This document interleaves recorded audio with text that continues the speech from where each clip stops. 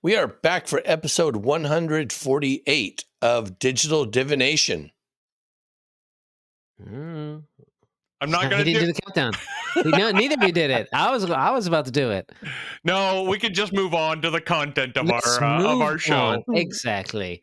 So just last week, we recorded a few more episodes of Murder in Metal City for Intrepid Heroes, and the episode I think that just recently premiered. Tell me if I'm wrong, John. Is it because tomorrow is the combat one? Oh no! That one already go. That one already went. That one already. So we had a long sort of like combat, and it was sort of one of the bigger combats we had one smaller one earlier in the season. We had a long one, but then the ones we recorded pretty recently. This is going to be a small spoiler, I guess. We're just more, investigative, which is part of the genre, of course. More role playing, a little, I would say light, even on the skill checks. And this is basically, a first level adventure. And I wanted to ask the two of you a little bit about first level adventures and the balance between when do you do the combats? When do you rely more on investigative, since first level characters tend to be a little squishier in level based systems, especially like Starfinder. Do you rely more on narrative and whatnot to get you through to second, third level, or do you just hey, lean into it, depending on what's going on, lean into the combat, lean into it's a combat game that has combat in it. Why not do that? And Ron, you've written and developed a lot of adventures. John, I know you've run tons of society stuff and probably written a few early level adventures yourself. Yeah. So let's talk about that. I brought this topic to the group, and I want to hear your opinions, and I'm sure so will our listeners. So Ron, let's start with you. Okay. Yeah. I have opinions. I'd like to hear them. And my opinion is this. If you are if you're putting together a level 1 adventure for a group of your friends who are starting a new campaign together, the system, the game, you're just starting over with a brand new story, take all that I'm about to say and ignore it. Fast forward through what I'm about to say. But if you are otherwise running a first level adventure for a group of people who are new to play together, especially if they're new to the game, or for any kind of publication, you have a high likelihood that somebody is coming to your game without knowledge about how the game works. And in that case, the level 1 adventure must walk them through some of the specifics of the game without losing them, because it is very easy to lose players of level 1 characters right out of the gate with a fight that's too hard, with some sort of skill subsystem that is incredibly nuanced or complex or something like that. One of the best, and it's not Pathfinder or Starfinder, but one of the best examples of this I've ever seen is the Fantasy Flight Games Edge of the Empire Star Wars system beginner box games. Start with, you go into a cantina in a hive of scum and villainy, and then you've got to make some checks, right? So it's telling you, here are some skill checks, and it's giving you, I think they're Gamorrean guards there or somebody that's clearly telegraphed as you don't want to fight them, you want to trick them or get around them. And so it starts with some skill checks, then it does some role playing, and then stormtroopers come in, and then there's a fight, and then you get on your ship and you leave, right? What it does is it walks you through what you're going to need to know to play the game. And I think even for people who are experienced, first level is a good opportunity to do that, because they're being introduced to a brand new character. Let's see how my skill checks work. How do I want to embody this character? Let's do some of the some of the role playing, maybe some of the investigation, like Murder in Metal City, and then definitely have some sort of fight. I don't think you should just sort of role play or hand wave through the first level. I think you should try to hit all those things, and roughly in that order, I think is good. I've had a lot of success. One of my best sort of recent successes with that is I've had some new level 1 characters starting out with the same story as Stolen Fate. It's a Pathfinder AP that is for higher level, but it's easy to pitch to intro, where you've got to initially find the location of the first encounter, deal with the fact that you've got a bunch of other people, the other PCs, who've kind of shown up at the same time, also with their own weird backgrounds, a little bit of role playing, figure out how to get into the place because it's locked or whatever, and then, oh, there's a fight, right? So it's kind of skills and role play and then a fight, all in the course of like first level character kind of stuff. After that is a pretty lengthy investigation that kind of hits several different points, but each one of those is some role playing and some skill checks and some piecing things together, right? So I find that to be really useful for a level 1 experience because it does some skills, some role play, and then a fight, and then more structured investigation. I can also tell you how it is maybe not the best way to do it, and this is a story about a moose. The very Almost got me. the very first encounter of the Quest for the Quest for the Frozen Frozen Flame, Flame. yeah, Yeah. the very first fight is by the numbers an appropriate encounter. It is a moderate encounter for level 1 characters to fight a single level 3 creature. And in this case, it is a moose. I have to admit, even doing my research, I learned, wow, a moose is not an animal that any reasonable person wants to tangle with. They're way bigger and way tougher and way more harm inducing than you can imagine. Nevertheless, our first encounter in that AP is with a moose. You've got some opportunities to like slow it down or try to corral it or trap it, but none of the things you can do to prepare for the fight with the moose actually reduce the moose's combat effectiveness in a way that totally TPKs level 1 characters. So that does it maybe not right. Do not have your welcome to this game. Here's a fight against a level 3 foe. Good luck. Yeah. It will end poorly. Maybe that kind of sets the tone for the gritty survivalist nature of Quest for the Frozen Flame, but I don't know that I would do it that way again. Yeah, fair. I want to like interrogate some of that a little bit. So, Okay. so you talked a little bit about like how first level adventures can be, introductions to systems and whatnot. And I know you said if you've got people who are familiar with it, whatever. But like, how many times would you like? Is there a template for our Paizo stuff? Like, do you want to do that like? That same way every single time, even because our first level adventures are going to be for a mix of people, right? Like there are people starting new campaigns who have played the game a bunch, and for people who are getting the first campaign. So do you ever see like any benefit to like a little mixing it up here and there, just for like for the veterans to come in with like not necessarily for a moose fight, but like hey, look, hey, this starts off in Meteor S. Your pirate ship is sinking. Oh no, you're gonna make some skill checks or fight a shark or something like that. Weak shark. And then get into the sort of more, oh, now here's you are, you wash up on the beach and yada, yada, so forth. And here's where the adventure comes in. Like sometimes it's fun to kind of start with something very exciting, if not necessarily a fight, but something that is bam, Oh, What do you think? absolutely. I think yes. I think absolutely. I think starting things in media res is always kind of fun, and especially starting things in media res with a mob of creatures is kind of fun too. Like there are a number, whatever the foe is. Suddenly there's a lot of them. You guys got to deal with it, and people are suddenly realizing, oh, well, I've got this cantrip that can get more than one target, or oh, I've got this ability to. It's going to totally overwhelm them, or stand my ground, or whatever. Anyway, the important thing I said yes. Earlier I said skill checks and maybe some role playing and then a fight. And you said, could you mix it up? Could you start with a fight? The answer is yes. I really think that you should not, if to the extent there's a should not, it's do not start with lengthy or extensive role playing. People focus that the game has begun when they have the tactile experience of picking up dice and rolling them on the table, or finding the dice drop down and clicking on the dice thing. And watching the dice go across the board. That is kind of an understated, we are now playing a game thing that kicks off, in this case, not only the session, but the entire campaign that's starting at level 1. So does a fight do that? Yes, absolutely it does. Well, sure. Yeah.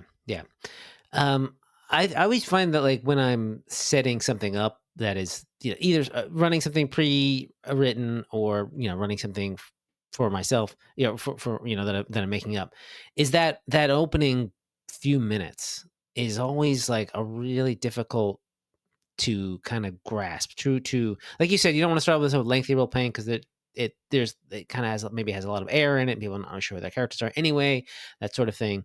But I also like to kind of set the tone of what's going on, or set the scene of how things are going and who are you.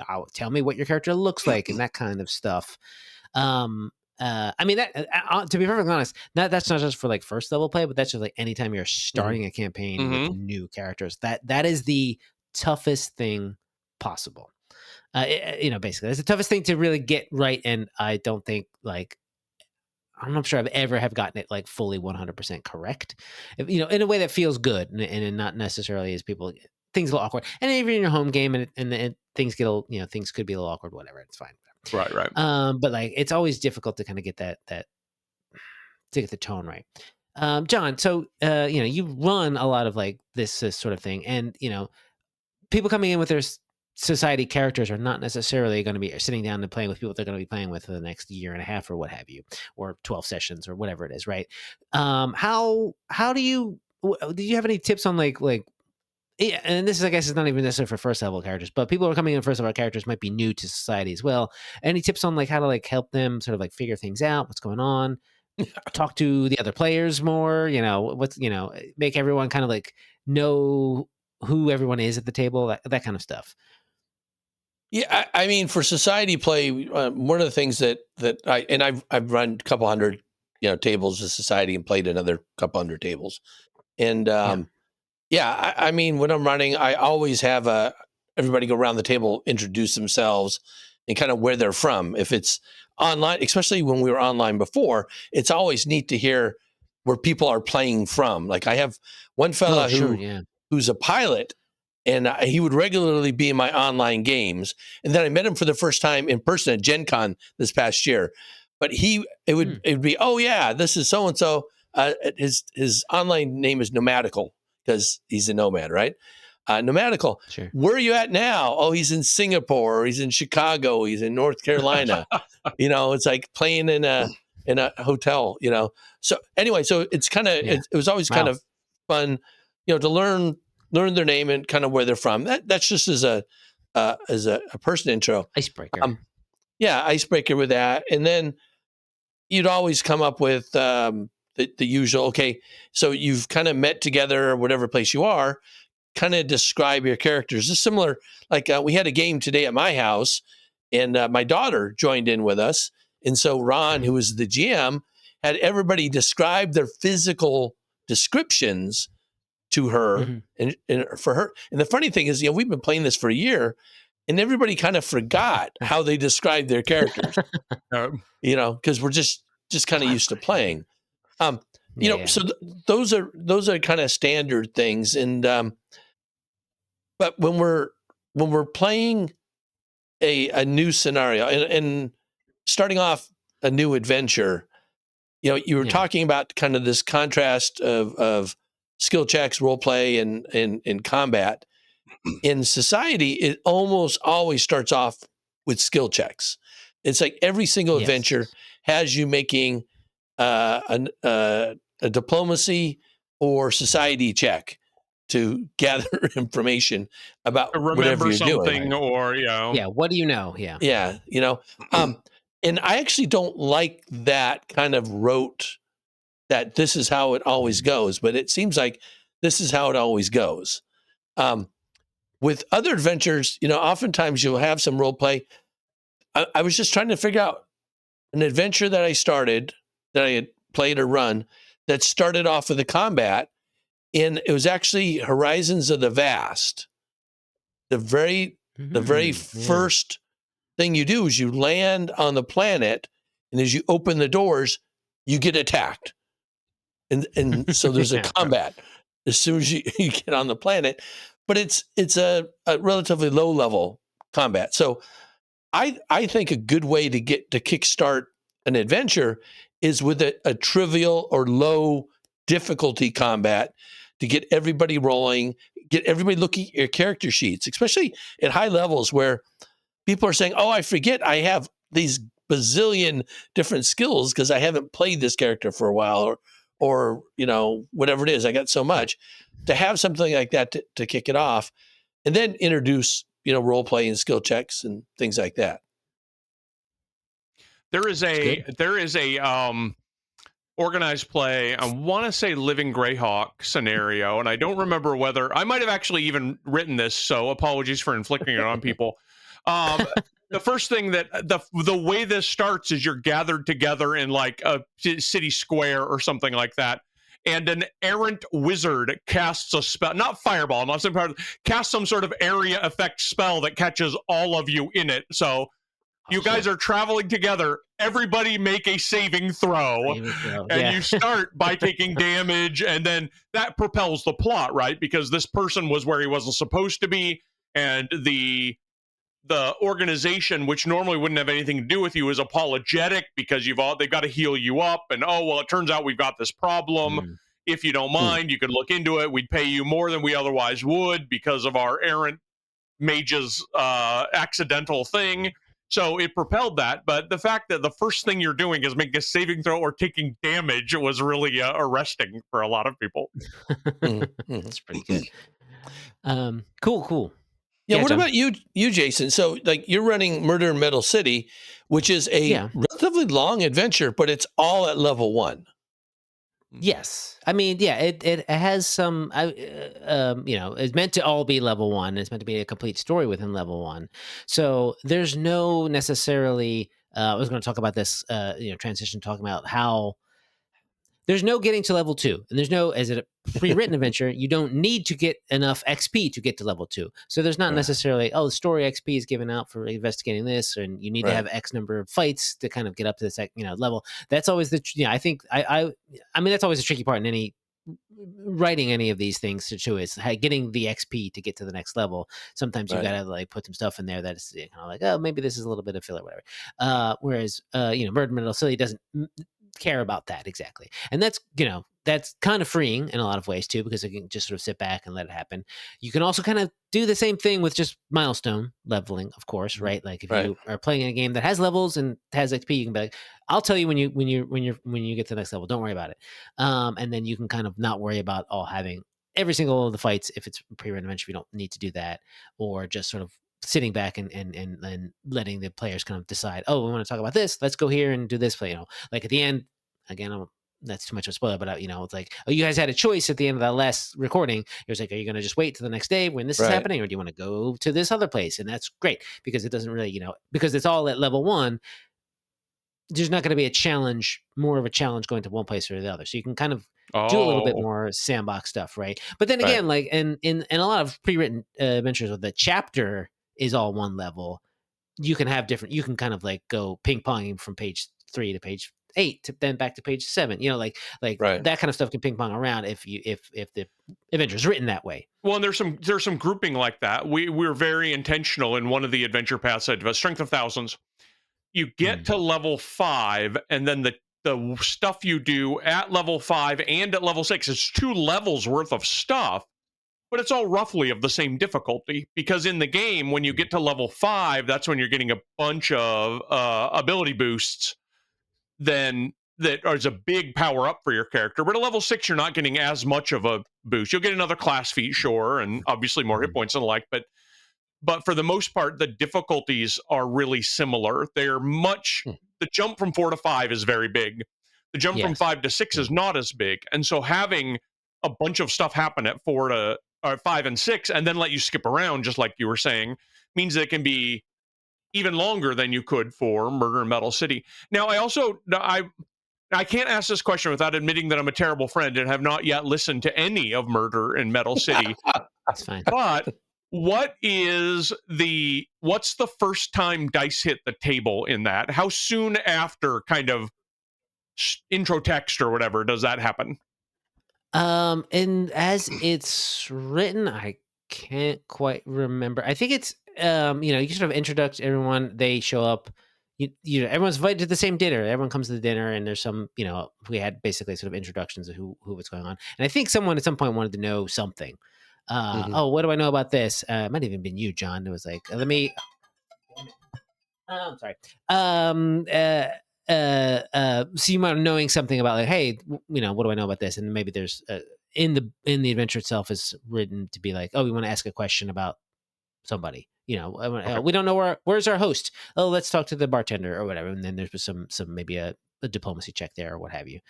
But I don't remember exactly specifically what ours was. It's pretty early on, but it's player driven. It's a lot like yes, it was player driven.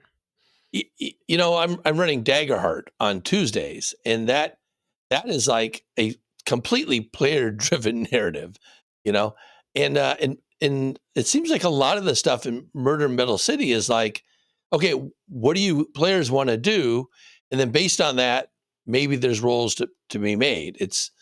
I don't feel like I'm being railroaded at all compared to like a society adventure is much tighter, and it's like it's got to go from 1, 2 to 3 usually. So it's being pushed along by dice rolling often. Right. Yeah. And there's like a few places where something happens, right? Like without spoiling it, hey, this boom, essentially the gunshot goes off, and then it's chase the thing that shot you, because like sort of what you're saying, Ron. It's not that anyone took damage, but it's like you're all have an impetus to do the next thing because something exciting has just happened. An inciting event has occurred, and there was a thing, and I think it was Raymond Chandler. This is sort of related to the sort of noirness. Mayo has always said that, like, when he was writing, if he didn't know what to write next, you're writing two guys with guns. Two guys with guns to burst in the door. Exactly. Yeah. It's something that I think about like all the time when I think about like running games, especially with running games on that I'm being recorded and for a podcast, right? You want to keep exciting, or you want to like, oh, we're getting to the hour mark.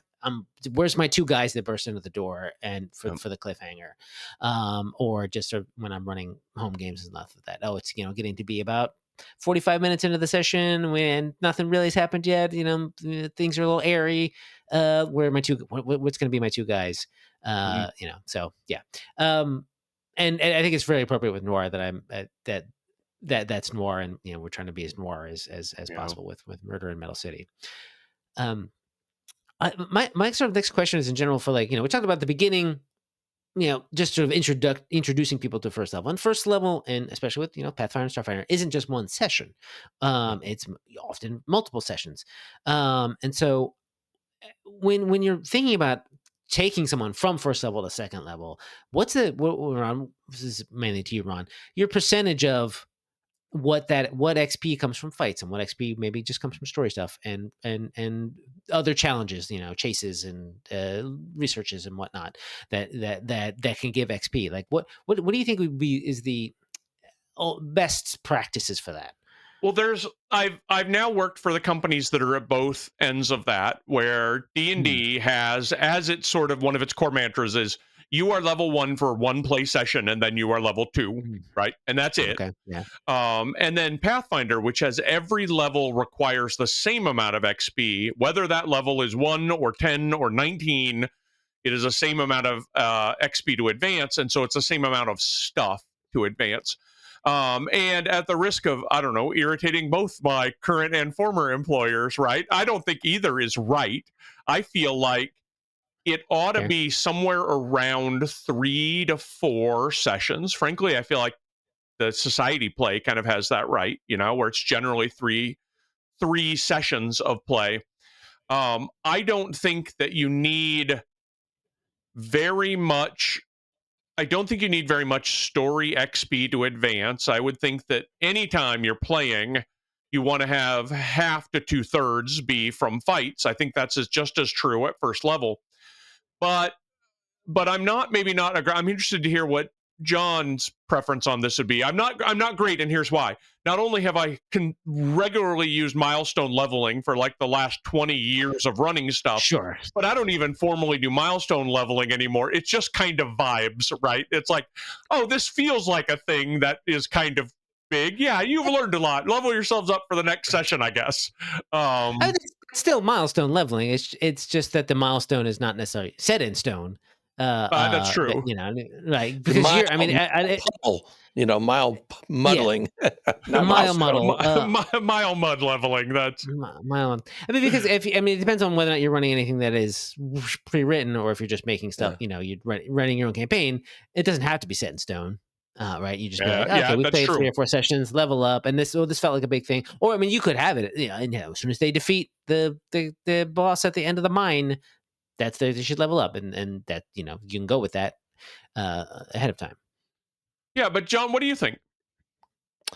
What do I think? In terms about terms of first level play only?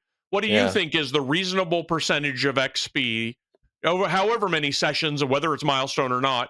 What's a reasonable amount of XP to come from actual straight up fights? And I assume I'm going to spin off on Jason, and I'm going to assume that hazards, for example, would be in that. Oh, sure, yes. Versus role playing XP, which would include victory point subsystems and things like that. What percentage do you think is right? Well, in society play, it's roughly 60-40 is what it seems like. 60 from combat-y stuff, and then 40-ish from skilly stuff is what it feels like. I like 50-50, and it's only because as a GM now, I've been getting a lot more enjoyment out of kind of narrative role play stuff, in particular, and as a player as well. And it used to be, I really liked the combat-y stuff a lot more. It's like, okay, let's get through this and get to the combat. But I like the role play a lot. So if I were choosing, I would say 50-50. In practice, I think it's more 2/3, 1/3, or maybe 60-40. In favor of fighting over. Yes. Yeah.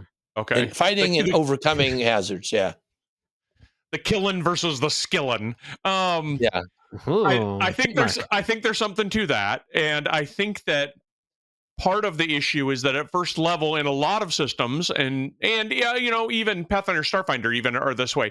It's easy to not feel very effective, and you don't want to have one fight at first level be the one where you felt like you were just rolling badly and you just weren't very effective. A few fights at first level makes you really feel like, okay, here's what my character does versus you gotta get used to that. So something really kind of easy early on to ease you into it, and then a more moderate thing.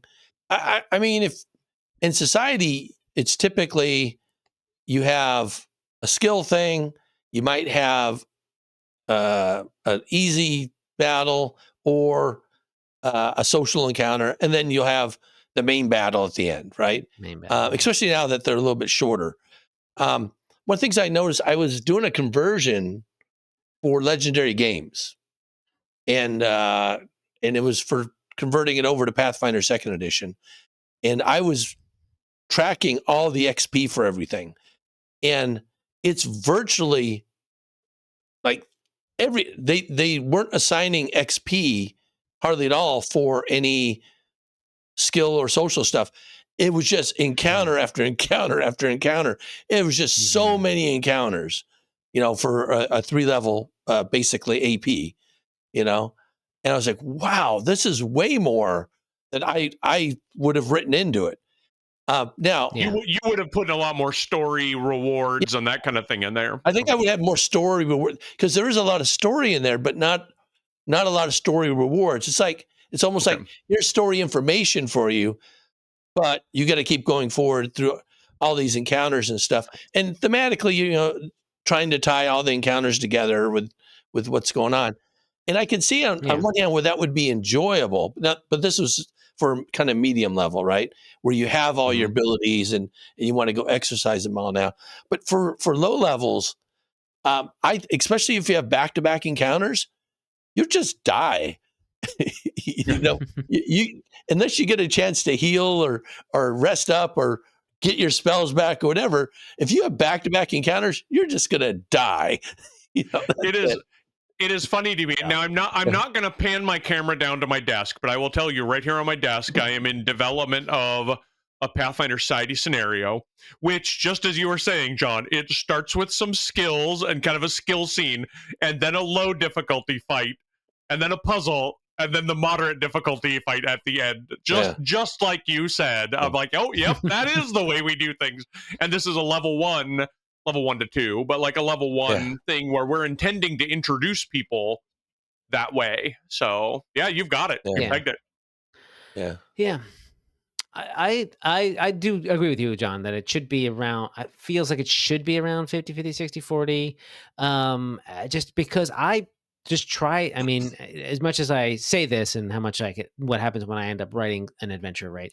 But I feel like and because something you just need to fill space and the words and fill XP, but like fights should be a little bit, every fight should have meaning to it. Right. You know, Right. like it is. I think so. Whether or not it's here's the introductory fight that helps you learn what your characters are, to here's the boss fight, right? Those are the easy poles of the meaning. But like everyone should like learn a little something, know a little bit of something else, find out about this. Whether and granted, sometimes you just have to fill a dungeon and have a room full of spiders, and it's just a room full of spiders, right?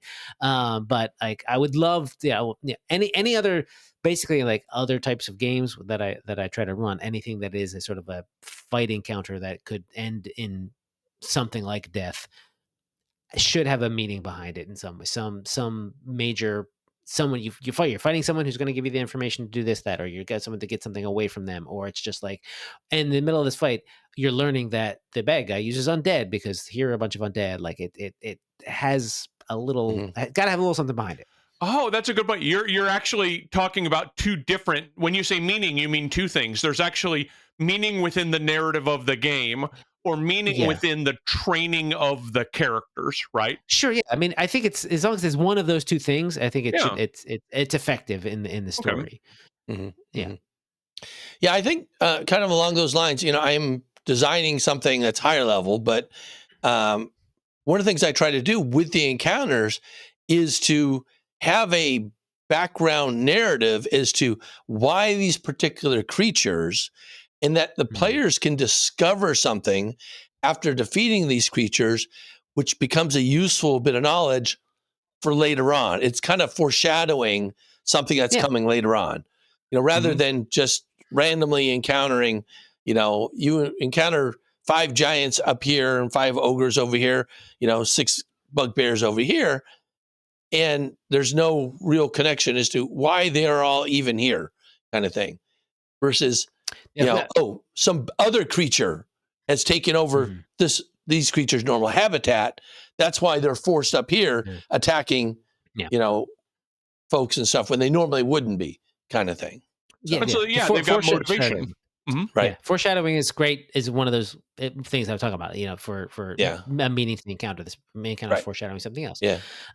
To speak about that, just vaguely, that this just 100% reminds me of at least the first couple levels of Abomination Vaults, right, Ron? Like you go into the castle and there's a bunch of Mitflits, and they were kicked out from the level below by the Morlock, who were kicked out from the level below that. But that's right. It just sort of like stacks. It all keeps kicking, and there was a real feeling kind of going through there that this is like the fall of Rome, right? Where the Vandals came in because they had been displaced by a group that had been displaced by a different group that was, everything just sort of gets pushed in a direction where suddenly it's a problem, maybe a little blue-skinned problem, as the case in Abomination Vaults.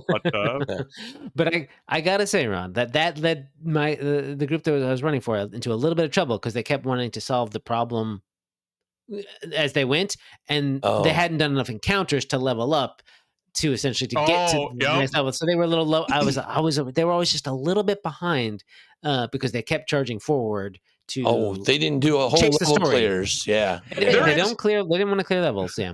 This is what modern adventure has trained people to do, and I actually kind of love it.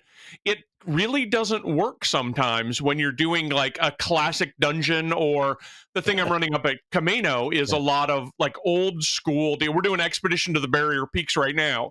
And why are these monsters here? Because to get bashed, that's why you put monsters in dungeons, is to get smashed up. And so my players are like, oh, we want to solve these this was a particularly big problem when we were doing B4 the Lost City. They're like, oh, there's all these different factions and we want to work out things between the factions. I'm like, they're just different groups to beat up, right? Or maybe a friend long enough for them to tell you, hey, go beat this other group up, right? So I think that the natural pull towards getting a narrative out of the combat encounters that people have, even at very low level, says something about how people have been trained to see the story behind the role-playing games that they're playing. And my opinion is it says something very good, right? People are like, I want some narrative heft to these things. That it puts it incumbent upon us as writers, John, as you were just talking about. I feel like I have to put some narrative heft behind the reasons for these combats. Why giants versus ogres versus bugbears, right? There's got to have a reason. Great. Yeah, because players want to see it. Yeah. I think I always consider it's a very human thing to want to read story into anything. Like they want you, it makes things make sense. And we all, as a 99.9% of people want things to basically make sense when they see what seems to maybe be a random series of events. That can't be a random series of events. No. But but also 8 times out of 10, whatever is happening is essentially a random series of events or such a weirdly complicated coincidence that is narratively life is narratively unsatisfying. You might be onto something there. Yeah. All right. Well, I think we strayed a little bit past just first level, but sure. Yeah. But I think it's all good design stuff, and it's we can come back to this probably later and maybe hit differences between moderate level and high level as well. If we, because I think a lot of these answers are the same, but the ones that are the answers that are different for I think some really good reasons. So maybe let's circle back on this. Yeah, I think so as well. Yeah.